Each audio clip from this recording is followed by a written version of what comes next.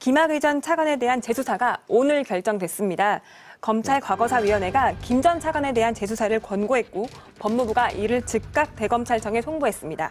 그런데 사실상 이 수사는요, 지난주 금요일 밤 김학의 씨가 공항에서 긴급 출국 금지를 당하면서 시작된 거나 다름이 없는데요. 이번에 재개되는 수사는 두 가지의 주안점을 두고 있습니다. 김 전 차관의 뇌물 혐의, 그리고 2013년 경찰 수사에 대한 외압 의혹, 이렇게 두 가지에 대해서 수사가 이뤄질 것이라고 합니다. 현재 과거사위 진상조사단은 김 전 차관이 건설업자 윤중천 씨로부터 수천만 원 상당의 금품을 받은 정황을 포착했다고 밝혔습니다. 네, 이게 재수사에 만약에 들어가면 뭐 추측이긴 합니다만 실제 처벌 가능성은 얼마나 됩니까?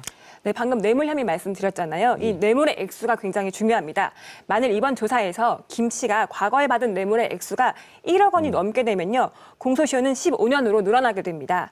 따라서 이 사건이 처음 있었던 시점이 지금 2007년과 2008년 사이로 알려지고 있는데요. 따라서 뇌물에 대한 혐의가 입증이 된다고 하면 처벌이 가능해지는 것이죠. 네.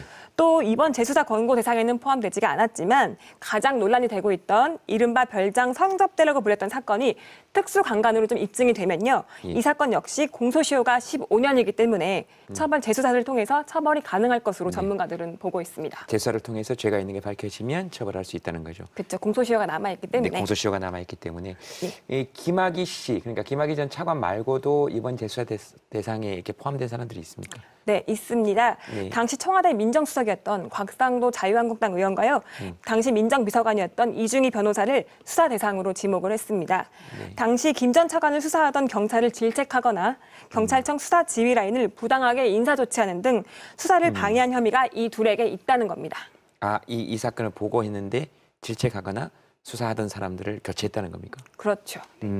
알겠습니다.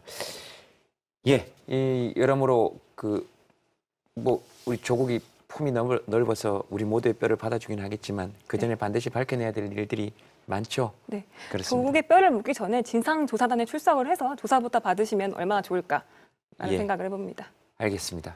어쨌든 자, 다음 소식 보겠습니다.